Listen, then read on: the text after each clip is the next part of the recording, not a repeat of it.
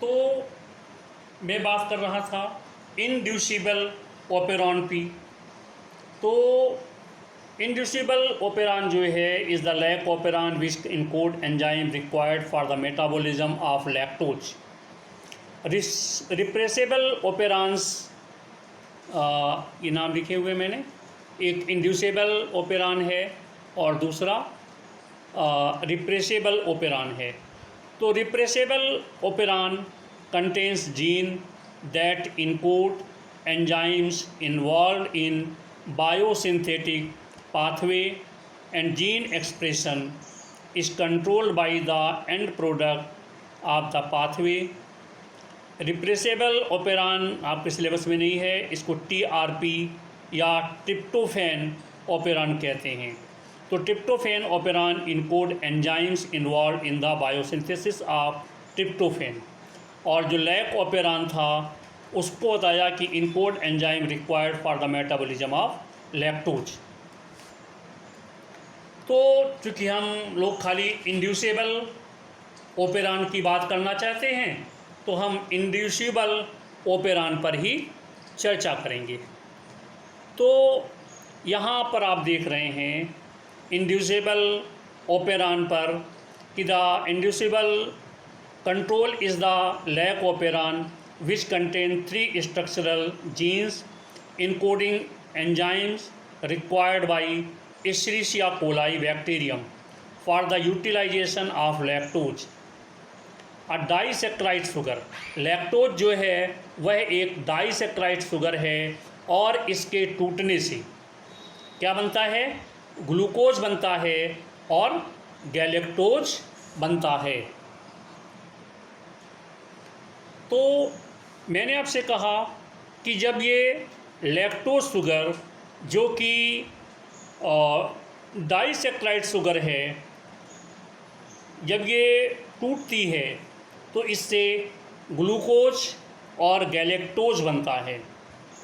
अब इस को टूटने के लिए जो चाहिए, एक तो चाहिए beta galactosidase that hydrolyses lactose into glucose and galactose, lactose permeases transport lactose into the cell, और thiogalactoside transacetylase that also hydrolyses lactose. तो इसमें मैंने आपसे कहा कि E coli bacterium for the utilisation of lactose that is a disaccharide sugars. तो these are, पहला मैं आपको बता रहा हूँ, ये लिखा है बीटा गैलेक्टोसिडेज। तो ये जो बीटा गैलेक्टोसिडेज है ये इसको हाइड्रोलाइज करके तोड़ देगा लैक्टोज में और गैलेक्टोज में। किस में तोड़ रहा है? लैक्टोज और गैलेक्टोज में। कौन? बीटा गैलेक्टोसिडेज जो एंजाइम है ये लैक्टोज को तोड़ेगा ग्लूकोज और गैलेक्टोज में। ग्लूकोज की ज़रूरत पड़ती है। इसके अलावा लैक्टोज परमिएज जो है परमिएबिलिटी बढ़ाता है और लैक्टोज को सेल के अंदर पहुंचाता है। थायोगैलेक्टोसिडेज ट्रांस एसिटिलेज जो है ये हाइड्रोलाइज करता है लैक्टोज को। तो अब आप देखेंगे कि the 3 structural gene in lac operon, lac Z, lac Y और लैक ए, ये दिख रहा आपको लैक जेड, लैक वाई और लैक ए। लैक का मतलब यहाँ पर लैक्टोज है। And encode beta galactosidase, lactose permease and thiogalactoside transacetylase. मतलब जो जेड है वो बीटा गैलेक्टोसिडेज को, जो वाई है वो लैक्टोज परमिएज को, और जो ए है वो थायोगैलेक्टोसिडेज ट्रांस एसिटिलेज को जो है कोड करेगा। These genes are transcribed to yield a single polycystonic messenger RNA that is then translated to produce all three enzymes. तो अगर यहाँ पर लैक्टोज अब्सेंट हो जाए, ठीक है, तो लैक्टोज अब्सेंट होने पर ये जो आरएनए है, इससे रेगुलेटरी जीन से आरएनए बनना है, तो यहाँ पर रिप्रेसर इसके साथ बाइंड कर जाएगा। जैसे ऊपर भी मैंने आपको ये रिप्रेसर बताया था, एक्टिव रिप्रेसर।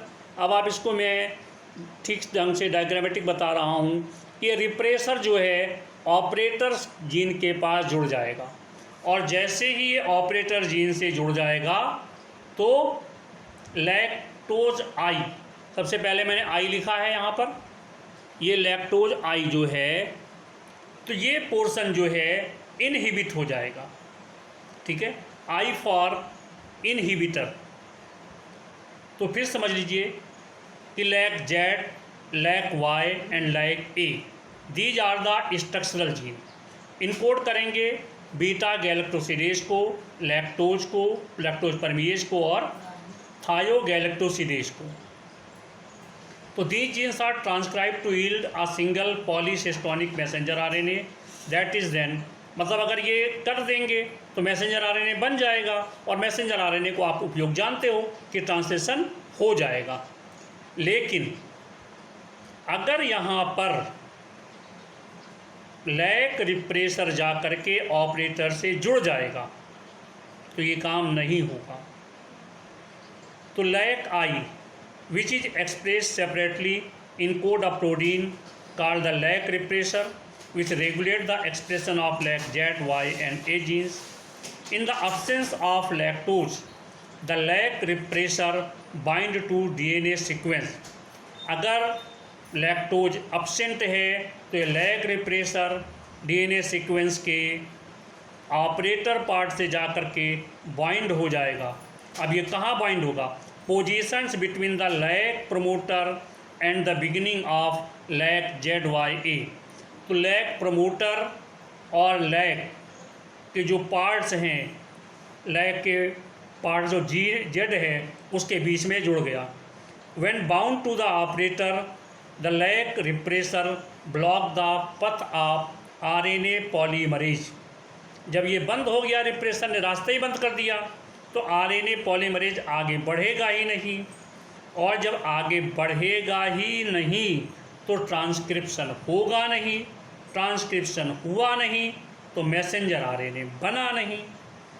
तो when the cell encounters lactose, a few molecule of the lac enzyme present in the cell allow lactose to be taken up and metabolise.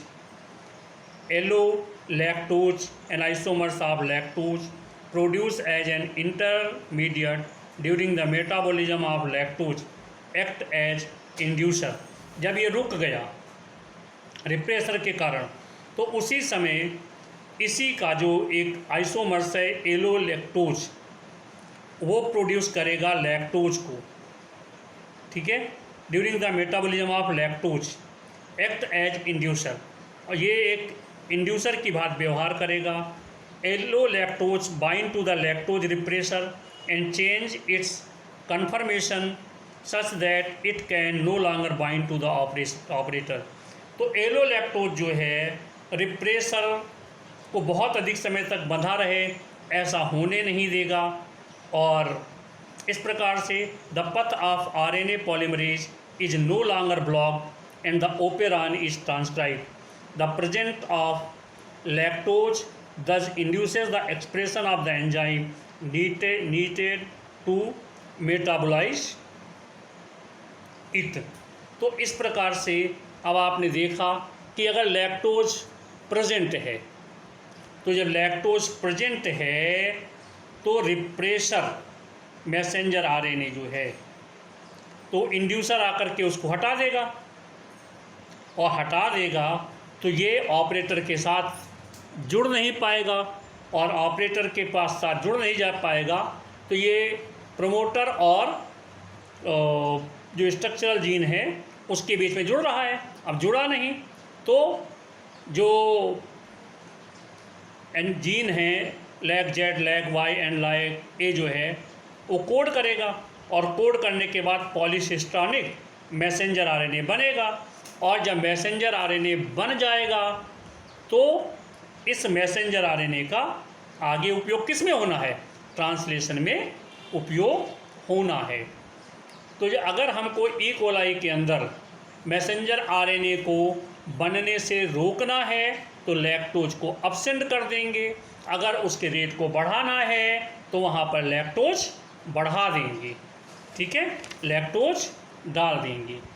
इस प्रकार से हमारा काम चलता रहेगा। फिर वही इंट्रॉन और एक्सॉन्स बनते हैं, फिर स्प्लाइसिंग करेंगे, इंट्रॉन्स को अलग करेंगे और एक्सॉन्स को लाइगेज की सहायता से जोड़ देंगे। इस प्रकार से प्यारे बच्चों, हम लोगों ने लैक ओपेरॉन और ओपेरॉन मॉडल पर बात कर ली। मुझे उम्मीद है आपको समझ में आ गया होगा। जो नहीं समझ में आ रहा है वह हमसे आप पूछ सकते हैं। धन्यवाद।